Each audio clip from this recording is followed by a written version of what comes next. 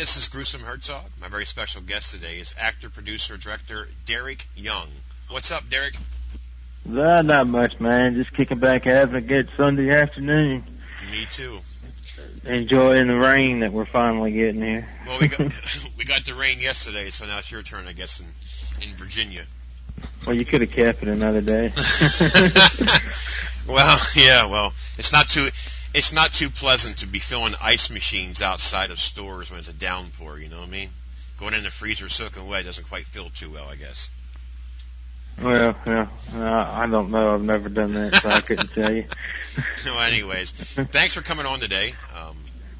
You have some movies here that has my interest, and you have a movie that you want to promote and some other stuff you want to promote. So before we get started into that, I'd like to talk to you about a movie that you were at Horrifying last year, Family Property. Do you want to give listeners an idea who hasn't seen it yet, an idea of what it's about and, Well, it's a simple, basic, kind of like 70s style grindhouse slasher flick. The killer, Derek Jones, his father, actually in the beginning of it gets killed off by the cops. But right before he gets killed, he makes his little son promise him that if anything happens to him, he won't let anybody on the property. If they come on it, he's going to kill them. The property stays abandoned for about 10 years, and then people decide to step on it, which ensues a lovely killing spree that nobody survives, basically. Nice. So you have Lloyd Kaufman was the mayor, huh? He was the mayor, and he did the special introduction for me for it as well. The special intro isn't with what you can actually get if you get it on Amazon right now. It's on the new version. Okay. But the introduction is up on YouTube that everybody can see. It's a pretty sweet intro because he actually started talking about how on point the acting is and all this other stuff, and then he said, Family Property is just the best movie ever made since Batman and Robin. Oh, and God. then he said, and one more thing, Lloyd Kaufman is in Family Property, and he's one of my favorite actors. Lloyd Kaufman. Now, so it was pretty cool. Now, were you a fan of trauma films growing up? I've been a fan of trauma films for about 12 years now. Yeah. So I didn't get into them right in the beginning, but I've been, ever since I saw Toxic Avenger for the first time, I've been a huge fan. Yeah. So. He has a lot of, the thing about Lloyd Kaufman I find amazing is he does a lot of the cameos in movies, He's always popping up somewhere, it's pretty cool. Yeah, hell, he's even in Hatchet too, man. I mean, he's everywhere. I know. He's in Hatchet too. He's actually in this new documentary called Chasing Hollywood. That actually I wanted to talk about too because the documentary, once it's finished and it gets out, all proceeds of it actually go to Kids Fight Cancer. Cool. So, those guys aren't taking any of the money from the film. It's all set up through their lawyer to where all proceeds just go straight to that foundation. Sure. And it's a great film. It's got Reggie Bannister in it, Lloyd Kaufman, Michelle Shields. It's got a crap load of people, man, because they just traveled all over the U.S. talking to people about their experiences chasing Hollywood. Well, if you want, go ahead and let's talk about it now. Go ahead. Well, hold on a sec. I want to make sure I get all the guys' names right and stuff. Mm-hmm. Because they're actually going to put where Lloyd is in Family Property and he's in this. They're going to put the trailer for Family Property at the opening of the film. Oh, cool. So that's pretty sweet. And I got the trailer of it in the opening of my new film, Midnight Matinee Psycho. So, yeah, those guys are pretty cool. I did a radio interview with them. Had them on both of the radio shows that I do. Cool. And Tony Pastorella and Bartolomeo Tamburello. Both of those guys are the ones that did the film, and they're just some great down-to-earth guys, man. They have Reggie Bannister, Dominique Capone, Joe Estevez, Antonio Fargas, Larry Thomas, James Vallow, Eric Williams. I mean, they just got a whole branch of people, man, and it's going to be a great documentary for everybody to watch. Can't wait. So, well, one thing I will say about Joe Estevez, I watched him a couple of low-budget horror films, and when you watch him act, it's so funny how he's so similar. I mean, of course, they're brothers, to Martin Sheen.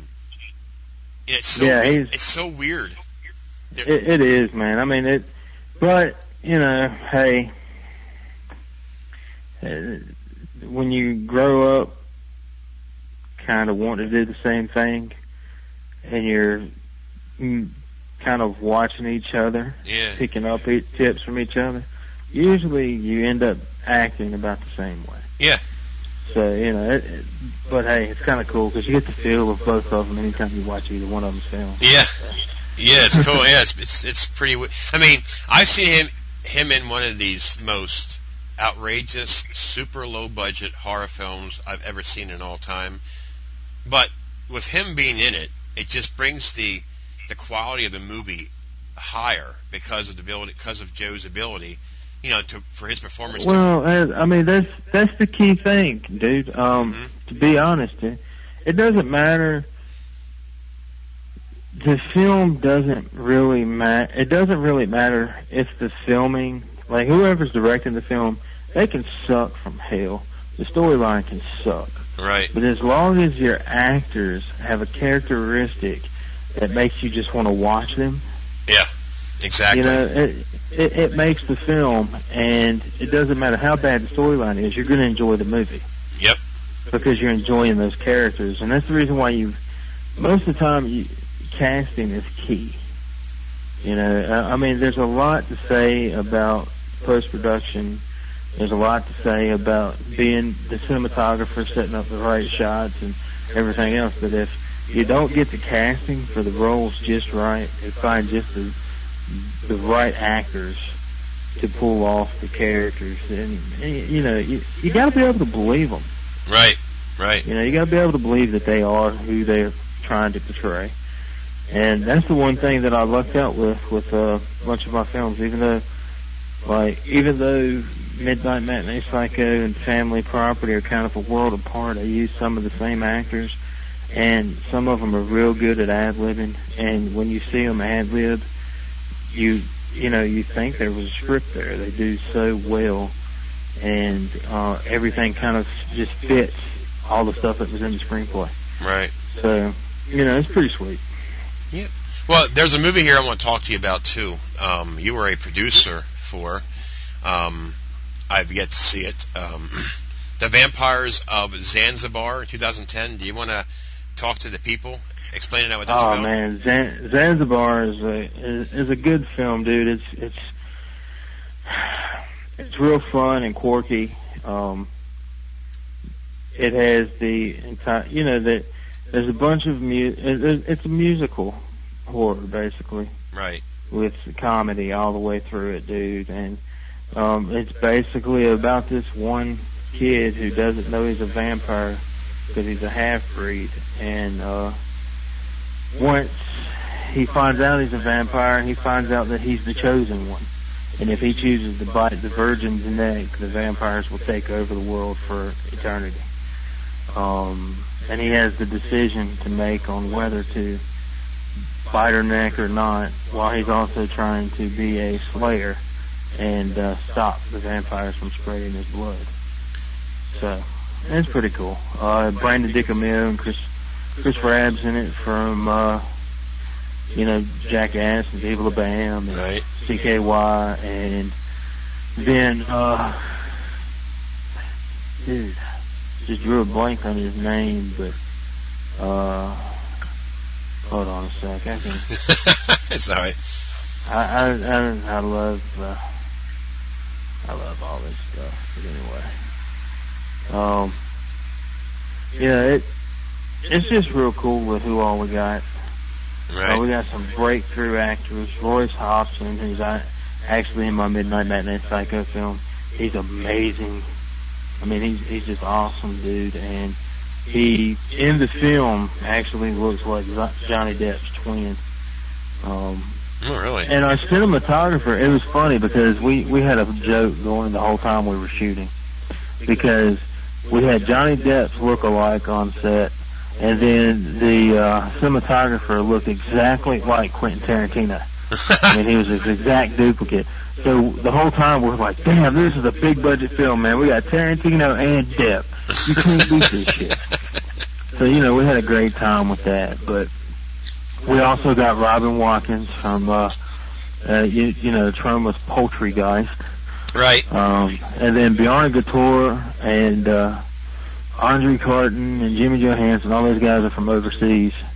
We're from Iceland, and I can't remember where Jimmy's from, but anyway, you know, it's just cool, man. John Johnson from Dogstone Entertainment, who's doing the Plan 9 remake, the Plan 9 from Outer Space remake, Plan 9. He's in it. So is John Price. Which, of course, John Price is in Family Property and Midnight Matinee Psycho. So, it was just a great experience, man. It's a fun film to watch. And, you know, we're actually writing a screenplay now. Well, I'm not writing, but Corey Greer and John Birmingham are writing a screenplay now that's based around the Marcus and Rakee characters from Zanzibar. Oh, okay. So that's going to be the next thing that happens when it comes to Birmingham, which is pretty sweet. Oh, yeah. Harry Vaughn from Danzig. That's who, I don't know how I lost his name, man. Danzig's just such an awesome fucking band. But anyway. Yeah. But yeah, we got Harry Vaughn in there too. So, you know, it's just a pretty sweet film all the way around. And Boyd Kaufman's in it. And, you know, it's just fun. So. Yeah, it was directed by John Birmingham, as you mentioned earlier. And yeah, and John Birmingham's first film, Crazy Animal, is actually being distributed now by Troma. So any Troma fans, make sure you check out Crazy Animal, because it is a very, very good film. It's got Ron Jeremy in it. It's got Boyd Kaufman, and yeah, it's just, that film is exactly what it says. It's crazy. I mean, it's all over the place. There's this dude. I don't want to give too much of the story away, but there's this guy, there's this frat party, this girl gets raped, and her friends plot to get the guys back. And you get to go on this fun ride of them getting them back. And actually, let me go to this real quick, because I know there's an actress in it that has actually made it pretty big now. Oh, really? Yeah. So let me get back here real quick so I can... Yeah, Brink Stevens is in it. Okay. Well, actually, let me go through the whole list. There's John Birmingham, of course, and Anise Fuller, and then John's wife, Danica DeCosta, and Ron Jeremy, Adam Gorlick, Stephen McCloskey, Mariah Ziranova, Renee Pedersen, Anthony Mangiello, Boyd Kaufman, Brink Stevens, Brian Kimmel, Haley Evelyn, Jessel, Charles Smith, and just a whole, there's a bunch of people from Zanzibar in it too. So, you know, it's pretty cool. Yeah. But the fact Brink's in it just makes it awesome. Yeah, just a lot of actresses, you know, have started off in the lower budget movies, and they turn out to be, you know, get famous from it. Yeah, well, yeah, he has, like, I mean, he's got a long list of people that have been, he's been able to work with on a bunch of stuff. Yeah. He's a great filmmaker himself, man. So, you just got to give John his props because he's real creative. A lot of the stuff he does is musical-based comedy, with horror mixed in. So right. It's pretty sweet. You don't see much of that anymore. So he's a real talent. Well, if you want, we can go ahead and go in and talk to your new baby, Midnight Matinee Psycho, 2011. Oh, man. Talking about being a baby. I caress this thing every night and tell it it's going to be a wonderful film. But this film is actually crazy, dude, because it's got 4 different storylines. You have the killer who is actually killing people at midnight matinees in the movie theaters. Then you have this female whose father's killed in the midnight, in a midnight screening at one time, way before these other killings start happening. He was killed by a robber. And she's at the theater and meets this guy, and they fall in love. So you have the romance story, because they get married and everything. And then the guy she marries happens to be an actor and a filmmaker. And in this movie, he makes family property. Okay. Which is pretty sweet. Because what a great way to promote the film, but do that. Then you actually get to see him go to Days of the Dead, the convention, which was the first convention for Days of the Dead, and the first convention I was actually a guest at as an indie artist. And we shot a bunch of stuff there, got some great cameos, which I'm going to go through the list of people that cameoed for me here in a second. But it's just amazing, dude, because, well, it started off as my wife told me I could do a short film because I got great grades in college. All right? All right. Because, I got to do real good in school, and she trades off where I'm not working, where I can work on films. So I pushed real hard to get good grades. I got all A's, so she was like, okay, since you made the dean's list again, you can do a short film. Well, I ended up hooking up with Steve Cole, who was in The Amazing Race, which, is a great TV show. Mm-hmm. Him and his wife were in that, and I ended up hooking up with him, and he did all the cinematography work for me. And he come up, and we did all the stuff for the short, and I got to looking at it, and it's like, this is too good of a story, too good of, footage to waste on a short film. Right. So I was like, okay, fine, whatever. I'll let her watch it, and I talked her into letting me make it into a full film. And then Greg Waite, who plays Detective Holt, he is a screenplay writer too. So once I finished the screenplay, he looked it over, made changes to make it flow better, because even though I can write pretty decent, there's always better ways to say certain things. Right. And him being around longer than me, he's got a broader vocabulary, so he used that. And we got a great screenplay together. And then I actually did, in December, I did an interview on my Blog Talk Radio show where I reunited Madman Mars and Richie from Madman for the first time in 30 years. Oh, wow. And then the very next weekend, I interviewed Victor Miller, who wrote the screenplay for Friday the 13th.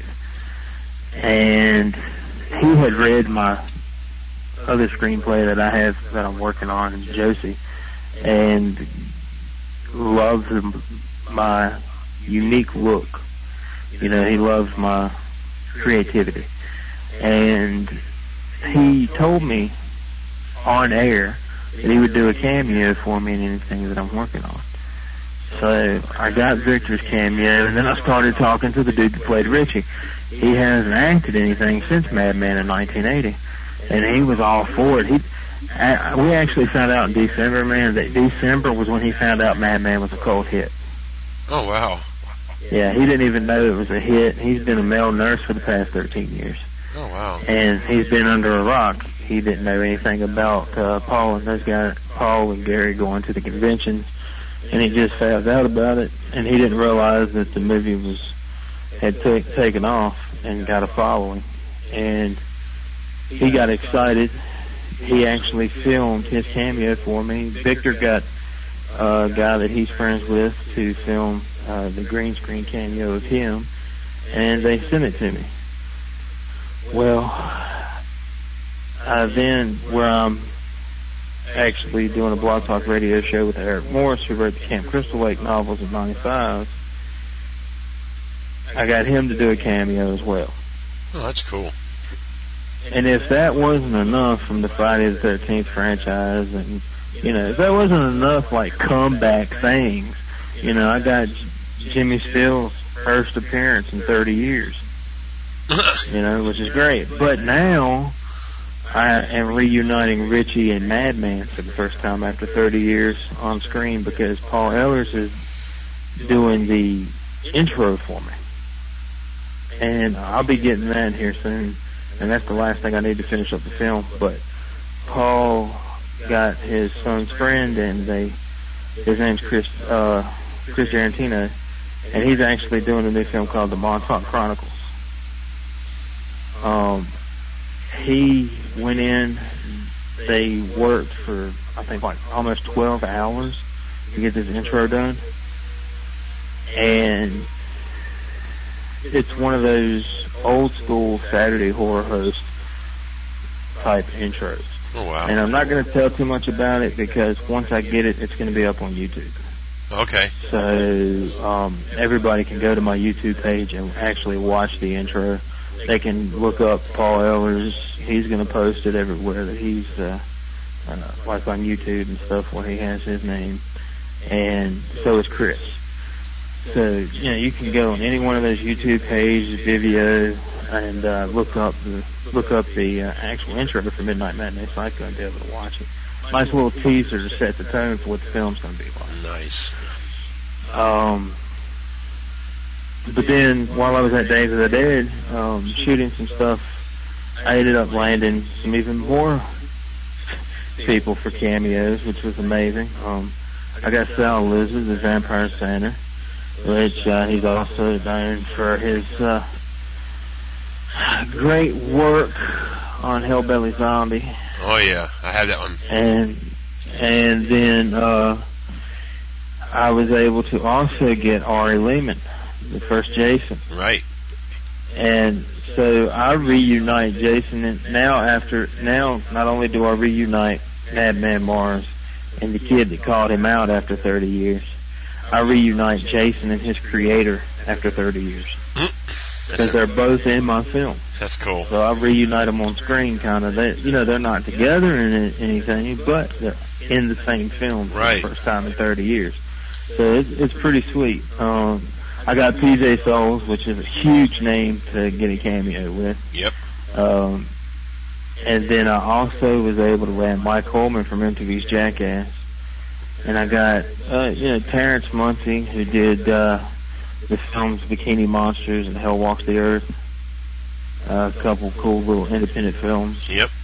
And then I got Michelle Shields, who's a great indie actress, and she's getting ready to make it. I mean, she has what it takes, and even though she's in just the background shot at the thing, I don't really have her speaking, I'm still giving her credit, and she still wants the credit for it, because you see her plain as day, and you know who she is when you see her. So, right, exactly. Yeah.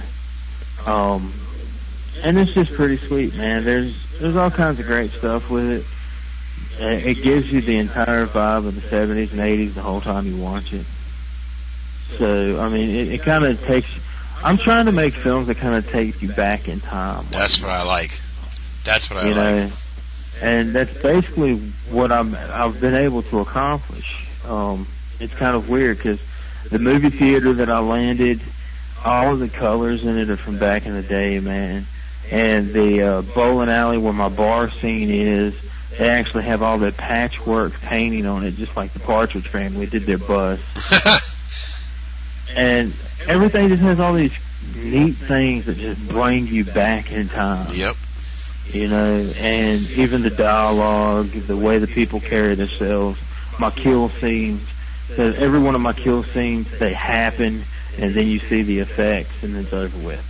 I don't spend 45, 50 seconds showing the gore. Right. You know, I just do like they did back in the day, man, and it works. You know, I mean, a lot of people love that style, and actually, after sitting down and looking at MTV and watching all this shit and seeing how everything from the 70s and 80s is coming back in style, what a perfect time. Yep, exactly. You know, exactly. So we'll see what happens, but I've got a couple distribution companies already interested in knocking on the door, and hopefully a couple of them start wanting to fight over it.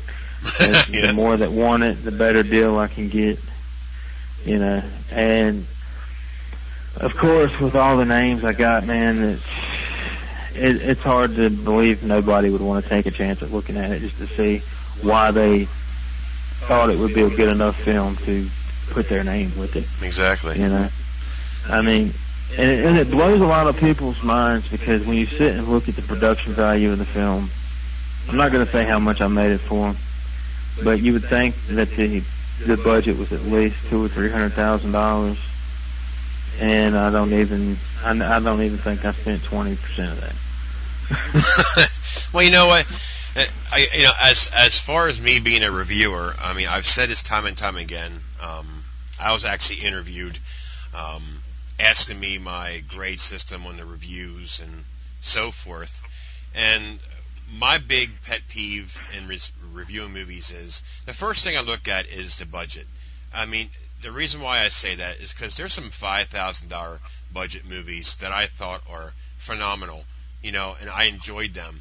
So, you know, you can't put a movie that's $5,000 against a movie that's $40,000. It's just impossible. So I do a fair review. I mean, actually, it just depends, man. Yeah.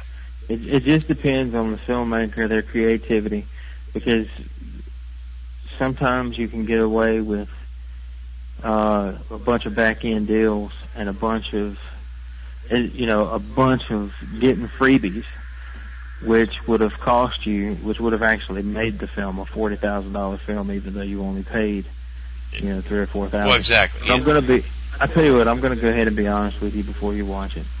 Up front, the film cost me $150. See? Well, yeah. Well, I'll cut that out so no one knows it. But that's my whole point. Well, no, I don't care if you use it or not, because, you know, once, to be honest, after I pay off everybody that did the work for getting paid afterwards, the budget of the film is going to be $20,000. Right. You see what I'm saying? Yeah. So I did $150 up front, but $20,000 is the actual budget, because once I get a deal, I got to pay that back. Right. You know, before I can even start counting profit, because that's the full production cost. Right.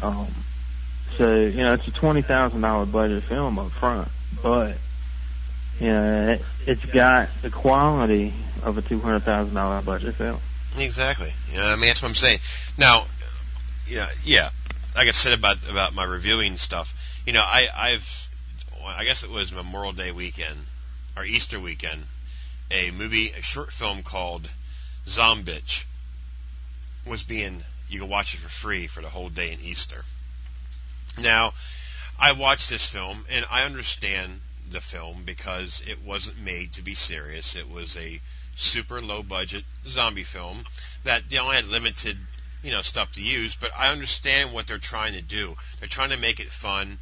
Basically, what I call it is, who gives a fuck what you think? This is what I want to do, and I make it fun. And I enjoy filmmakers that, you know, that ain't afraid to put something out there that they enjoy, and they don't care what people say, you know. And that's what I find fascinating with some of these filmmakers. I mean, it's different. Well, I'll tell you what's funny. Then you'll love watching the rough cut, the rough director's cut of Family Property, because that a lot of people like the rawness of it, and a lot of people have hated it. So for the people that hated it, I said, fuck you, and put it out like that.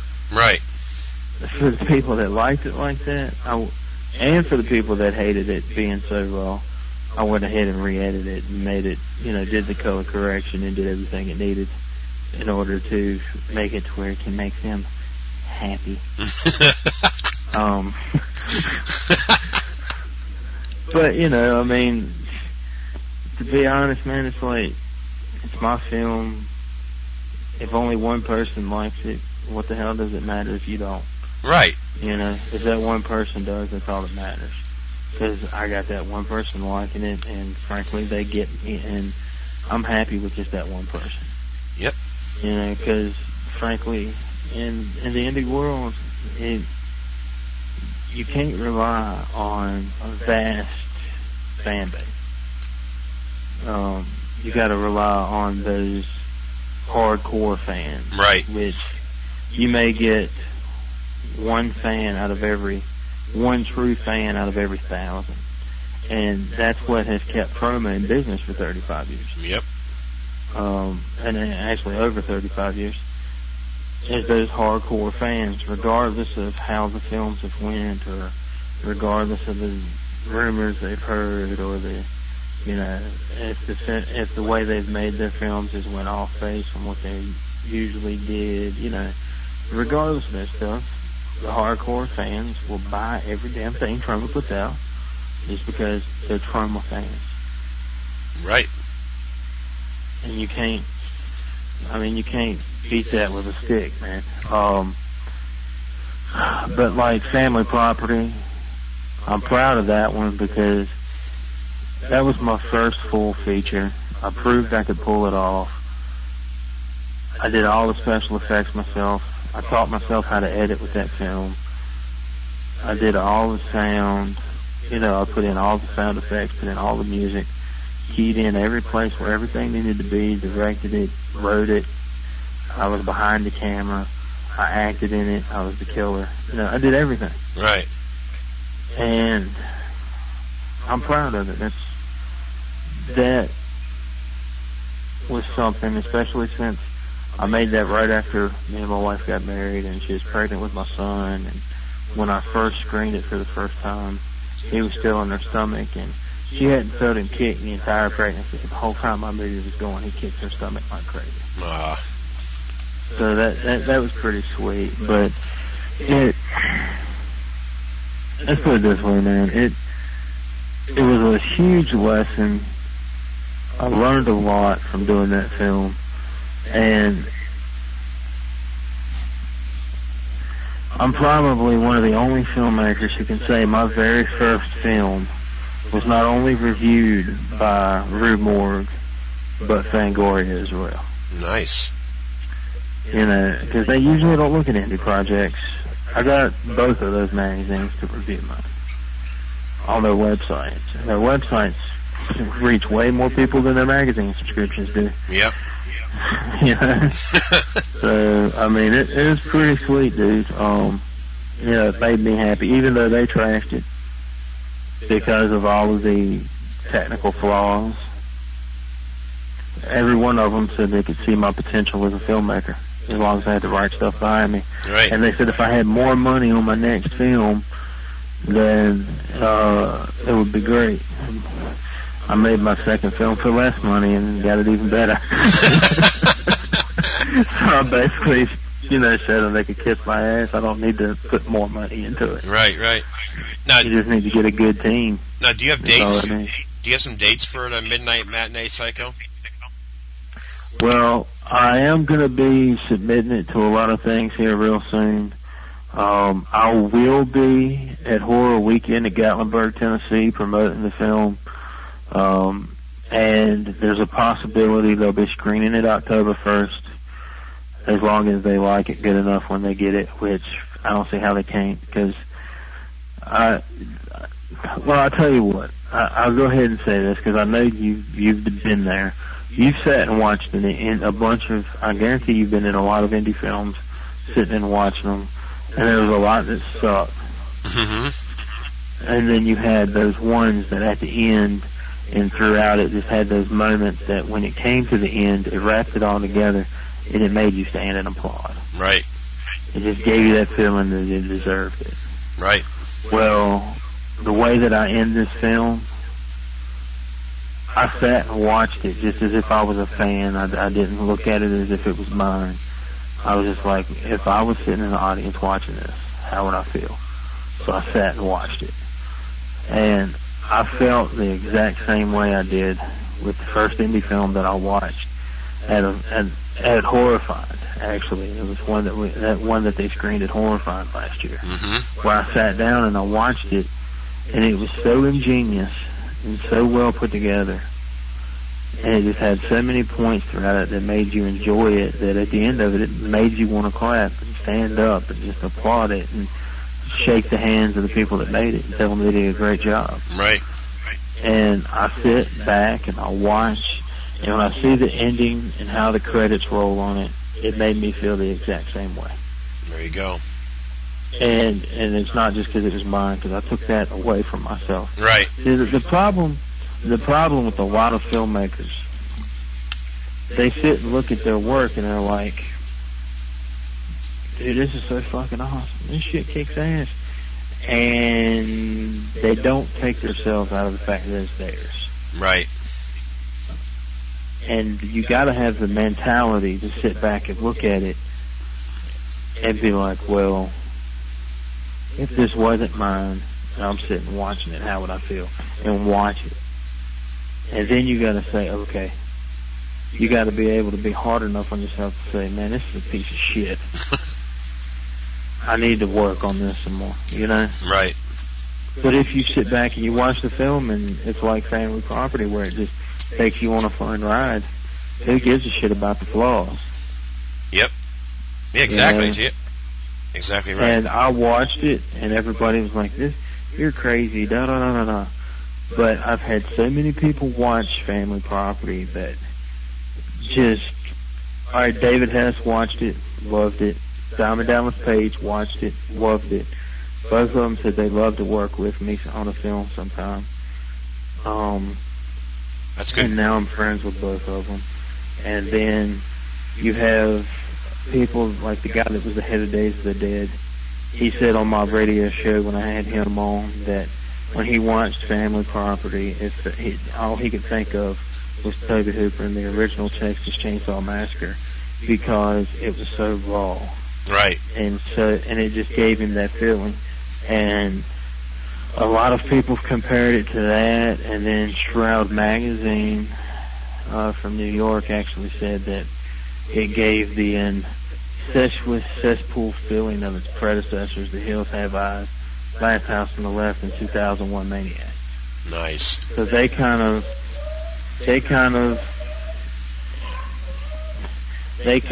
actually compared me to Wes Craven, which was pretty sick. Yep. You know? And it's like, okay, my first film got compared to Wes Craven's first film. You know? It's like, I don't care where it came from. One person said it. Right. But then Mike Halberfeldner, who, I don't know if you've seen his site, he does a lot of reviews and interviews. He's from overseas. He sat down and said it's a pure grindhouse film that takes you on a trip back in time. Nice. Because it makes you feel like you're sitting at a drive-in watching the film. So, I mean, you know, it depends on people's taste too, you know. But anyhow, I got off subject. I go back to Horror Weekend in Gatlinburg, Tennessee. That's going to be a major weekend, especially if anybody listening lives anywhere nearby. It's only $30 for weekend passes. Wow.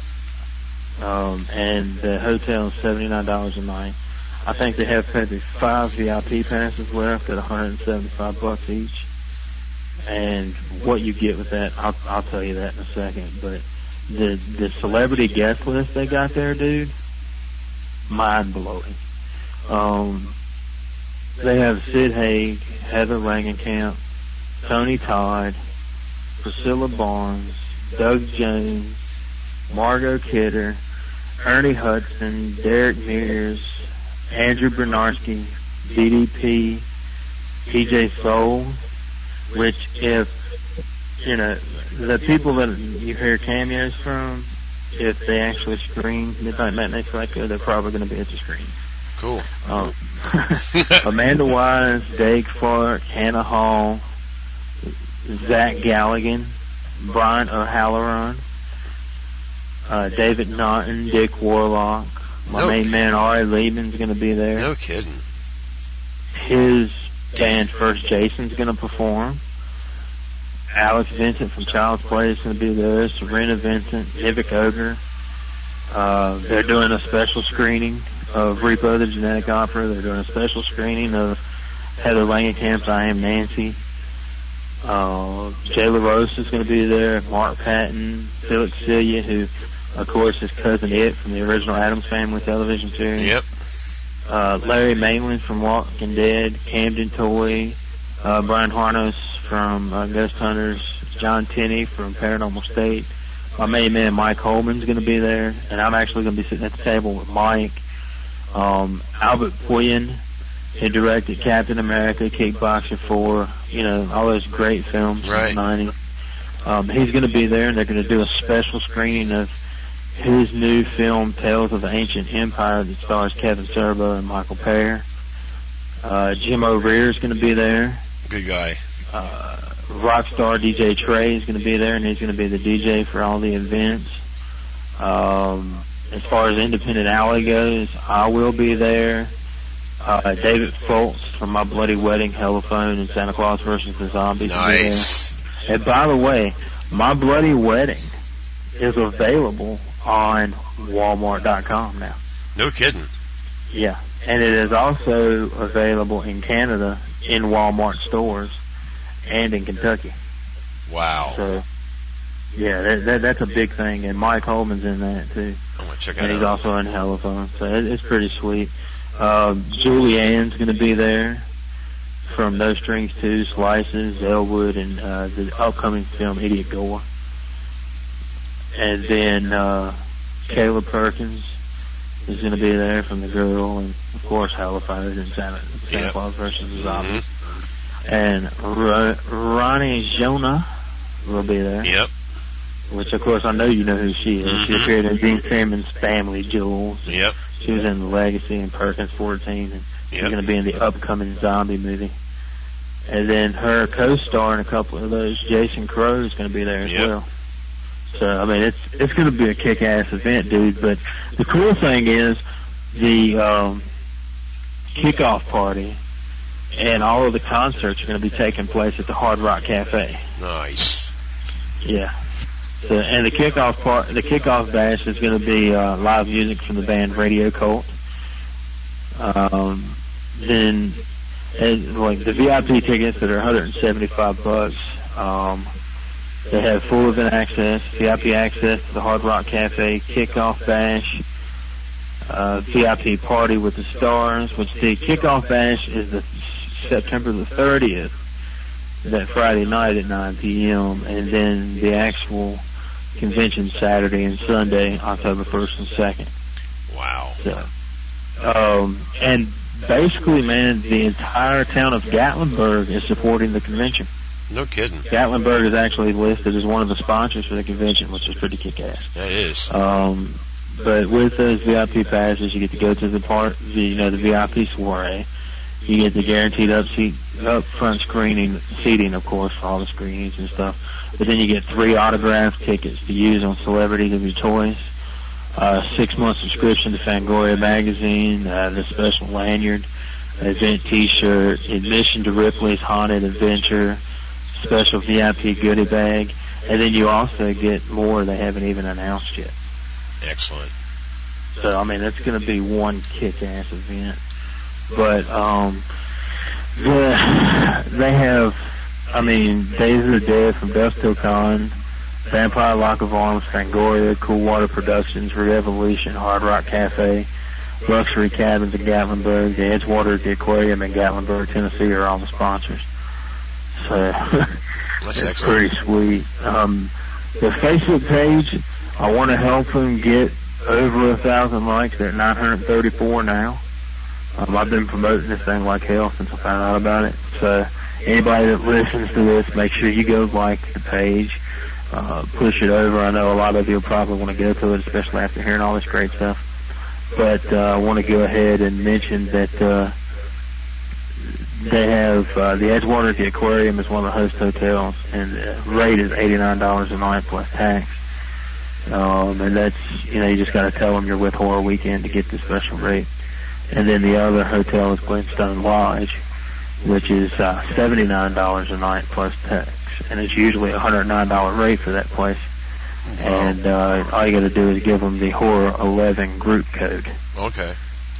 So you tell them Horror 11 when you call the book, and then they'll give you the $79 a night rate, which is sweet. That's nice. Because, it's a great place to stay. But like I said, man, it's awesome. But here's something cool too that's happening. We announced it on my radio show, and I want to go ahead and let everybody that listens to your show know about this too.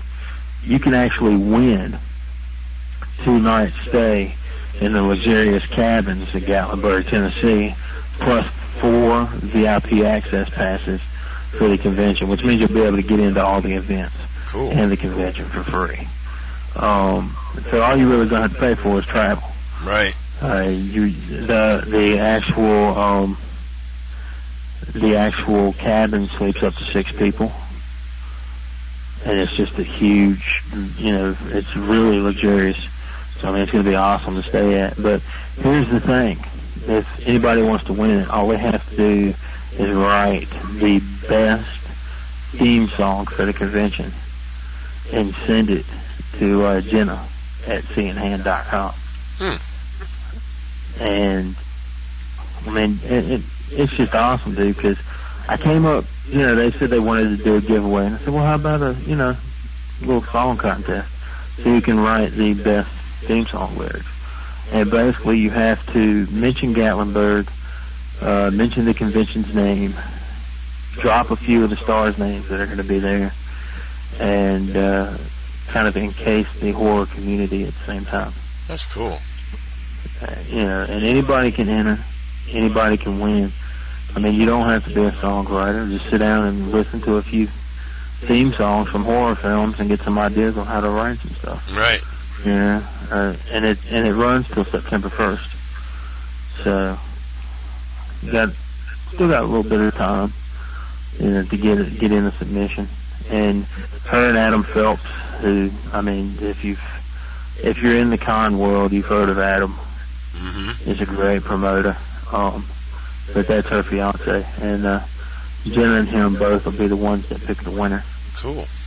So, they'll sit down, they'll go through every single one of the songs, and here's the best thing: whoever wins, not only do they get all that other stuff, but they get a free copy of Family Property and Midnight Matinee Psycho. Nice. Autographed by me, and then they also, which this is just unreal, but I'm also going to take care of the song being recorded before the convention. Oh, wow. So when they make it to the convention, their song will be played by the DJ, and the song will be on a CD for them. Well, that's cool. To take home and share with their friends and stuff. That's cool. So, it's going to be pretty sweet, dude. So. Well, I wish you a lot of success. The Midnight Matinee Psycho, I have a very, very big interest in, so can't wait to get my eyes on that. Well, I'll make sure you get a copy. I've promised my buddy Max, he can be the first one to review it. Mm-hmm. But as soon as I get him a copy, I'll get you a copy. And I'll let you be number 2. But I gave him, damn, that didn't sound right, did it? I'll let you be number 2. Anyhow, no, he's came on my radio show a lot. He did a few film reviews for me on my show, and he reviewed Family Property for me. So, I felt the need to hook him up with the first screening. Sure. So no problem. But it's going to be a pretty sweet film, man. I've put a lot of hard work into this one, and my wife, who's actually been backing me on this one, has gave me a lot of great feedback on it and opinion. And And actually, she's the one that came up with the title of the name, the title of the film. Oh, really? Yeah, we were sitting down, and I said Midnight Matinee, and she said Midnight Matinee Psycho. And I said, brilliant. I love you, honey. Thank you so much. So, you know, it's pretty good. And my wife and my son, which is awesome. My 2-year-old son, I have him in it. And it's kind of great, man, because my son's 2.5, and he's already been in 2 films. One for each year, because I just finished co-directing this film, Minnows Biscuit Special, which is a comedy that Steve Cole from The Amazing Race is doing, and my son did some voiceover stuff for him, and so he's a part of that now too. So that's awesome. Yeah, it was pretty sweet. John Birmingham's in it too. I had to get him in on it. So Birmingham's in Family Property, and he's in Midnight Matinee Psycho as well. Just because, you know, me and him are great friends, and why not just keep good teamwork together? Right. And I am a zombie in the Plan 9 remake as well. So when that comes out, everybody will be able to see me as a dead man walking, which is pretty sweet. Yeah, that's what I want to do. And Birmingham is one of the associate producers on it too. So that's cool. Yeah, it's a great, you know, that film's going to be awesome, man. The cool thing, the best thing though, is taking the worst film ever made and remaking it. You're almost guaranteed a better take of the version. Yeah. And it's almost impossible to screw it up, but it's crazy because I got Michelle Shields, you know, in Midnight Matinee Psycho, and I was zombie in the Plan 9 remake, which is Plan 9. Right. She's in the other Plan 9 remake, which is The Grave Robbers from Beyond. Okay. So, you know, here we are, both in dueling films, basically. And we were sitting straight across from each other at the convention, and she's in my film now, so it's kind of fun. That's funny. But, you know, it works out. And a lot of people, I want a lot of people, too, to go by and check out my radio show and check out Bloodbath Radio with me and Eric Morris as well, because we can get some great interviews on there. We have a lot of good times. We have went on a bunch of rants and raves lately, basically because we found out a bunch of information about Dark Spider that pissed us off. And so we're just letting the people that we know are behind a bunch of shit know that we know, and we've been ranting about them. But here lately we're dying down a little bit, yeah, cooling off on them per se. But once we found out, we had to let them know that we knew what was going on, you know what I'm saying? And landing it, dude, and he hit it perfect for the film. That's excellent. And it just blows my mind. But I got him, and when he did his part for Midnight Matinee Psycho, we went home, and he went up to my camera, opened it up, and hit record. Because he was watching me the whole time I was filming. And he looked at me and he said, "Daddy, shh, quiet on set." And then he said, "And action." And then all of a sudden he ran at me like he was doing a wrestling video, dropped an elbow, counted 1, 2, 3, and then he said, "I'll win," looked at the camera and said, "Cut." I said, "Oh my God, 2.5 years old. I am." So I actually, when I finally get some free time, I'm going to take this little video that he made and put it up on YouTube for everybody to see, the little 2.5-year-old film director. That's funny. Yeah, I'm not even going to edit it, man. I'm just going to let the whole thing ride so you can see everything that he did. That's cool. And you can see that I'm not getting up and getting behind the camera you know, it just all of a sudden shuts off because he gets back there and cuts it off. Whatever. That's funny. And I mean, he set up the shots. He moved the camera around to where he wanted it at. He opened it up and he looked in it. And you can hear me saying, "Can you see me in the camera, son?" And he says, "Yes." Quiet. Action. That's funny. Kids are great. Yeah, it's pretty sweet, man. But I tell you what, dude, it's crazy because from Horrified to now, it's a completely different world. Ain't it? Horrified, I walked around, nobody even had a glimpse of who I was, you know. And now I'm friends with a lot of the stars, and I've gained a lot of fans already, and it's just been so surreal. Because here it hasn't even really been a year since Horrified. And as a matter of fact, if I land that screening October 1st, that in a year's time you make from the last time you were at a convention. Well, see, those reviews for Family Property shot into the top 8,000 on Amazon Video On Demand, which was awesome because I was up there with the Texas Chainsaw Massacre and stuff as far as rentals was concerned. Right. And, you know, just, it's been a year. I've gotten a Fangoria and a Rue Morgan review, and I've got a bunch of interviews way down, and I've been an indie guest at a horror convention, and I'm going to be one at another one. And I may have landed my first screening for my new film, and I've had my world premiere for my other film. Good deal. So, and I've made the film all in this 1 year span. I know, ain't that crazy? It's just odd, man. It's like, and his son and his daughter, they always dress up, and his son's been Little Jason. Last year he was Little Ash at the Halloween contest. Right. Anyway, he became my music guy, but it's funny, man, because I met him at Horrified, and then he went back home and he had all these papers that he got on indie filmmakers and indie actors, and he was looking for who he was going to review for the interview for the Eric Morse project, because he does horror chat for Eric. Right.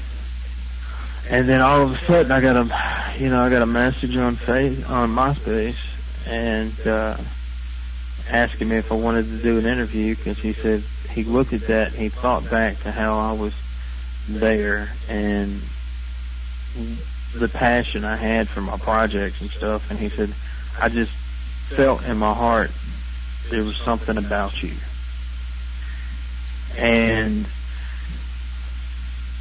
so he took a chance and took me on as the interview.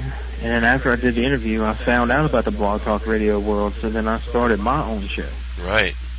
And my very first two interviews I did one with Eric Morse, and my very next one was with Ashley C. Williams from The Human Centipede. And then I did an interview with Serena Vincent, and then I did Victor Miller, and I had the reunion show with Paul Ehlers and Jimmy Steele and Gary Sales. And I've had Lloyd Kaufman on, and I've had all these great people on, and it's like, dude, I've done a lot this year, On top of that, I've been going to college, and this is my last semester for my associate's degree in information systems technology, and I'm going to be graduating magna cum laude. Wow. So, it's to have been being as busy as I have, on top of trying to work when I can and watching my son and trying to make my wife happy and, going to the convention. I mean, it's just been crazy, dude. Yeah. And it's kind of cool because Wayne, his son, he goes around dressed up as Little Jason and everything. And he got the birthday present of a lifetime this year. Oh, yeah. Because his birthday was a week after Days of the Dead. So he got to go to Days of the Dead, enjoy all of that, hang out with everybody, And Ari, when he done his cameo for Midnight Matinee Psycho, he acted like Little Jason was his son. And if if that didn't make his birthday even better, the day of his birthday, I got Ari and Paul Ehlers both to call and wish him a happy birthday. That's cool. So he came home from school, and it was all like, well, not school, but, you know, the babysitter, da-da-da-da-da, whatever. He came home, and there was a phone call. Yeah, this is Ari Lehman. Wanted to wish little Jason a happy birthday. You know. And then Paul Ehlers called, and here little Jason's 4 years old. He sang them the entire theme song for Madman, which, you know, struck Paul's heart, because hell, Gary even had the words for the theme song wrong for a while, and Paul had to correct him on it. But here's this little 4-year-old kid, and he knows it all by heart, and he was singing it to him on his birthday. You know, so it's been pretty cool, man. It's been a trip. And don't get a chance to at least like the Horror Weekend page, but if you get a chance to come out, make sure to come see me. I'll be sitting with Mike Coleman, and we'll be sitting beside David Fultz. Come by and say hey to us. Make sure you come and check out First Jason. He's going to be playing at the convention. Come say hi to Ari. I will have Midnight Matinee Psycho mini posters on hand with me, and I will have the new version of Family Property with me. Nice. So, you know, everybody can come check all that stuff out. And like I said, the new version has that lovely, lovely introduction from Lloyd Kaufman. Excellent. And Vampires of Zanzibar, everybody be ready for it. It's getting ready to be on Amazon and in a bunch of different places for you to be able to check it out. Okay, so sounds good. make sure you be looking that up. And go check out Family Property. It's on Amazon. Just look it up. You know, you can rent it for $1.99 for 7 days. So, you know, if you like the raw versions of film, that's me. Watch the director's cut, man, and you'll enjoy it. There's a lot of sound issues, but who gives a shit? They were in there for a reason. Oh, I don't That's care. why I left them in there. And I fixed them all so everybody can hear all the words in the new version. But in the original, be ready to miss some of the words. All right, Derek. Well, I want to thank you for coming on. It was nice to chat with you.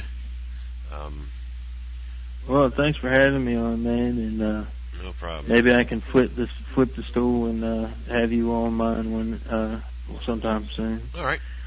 Sounds And interesting. we can have a lot of fun. This shit, man, I got so much I can talk about. We'll be talking for days. So, All right. good thing I got a 30-minute time limit. If they didn't give me a time limit on Blog Talk, man, shit, they would have bandwidth problems all the time. Oh, man. Well, thanks a lot for coming on, buddy. Nice Yeah, chatting I with you. appreciate it, dude, and I hope you get a chance to come out to Horror Weekend, man, because it's going to be a great show, and it'd be cool to get to hang out with you. Yeah, I'm going to try and get out there, but thanks again. All right, man, we'll see you later. Yeah, dude. sounds good. Take care. All right, bye now.